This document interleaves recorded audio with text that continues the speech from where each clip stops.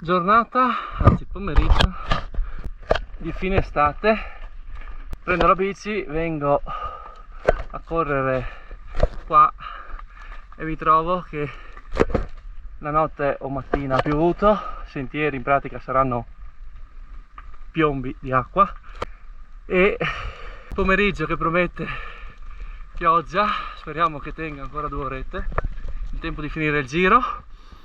Questo è il classico meteo di una giornata scozzese, sono a Taipana, a Prosecco.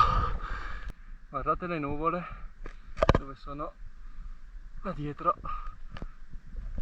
Classica giornata autunnale, anche se siamo a fine estate.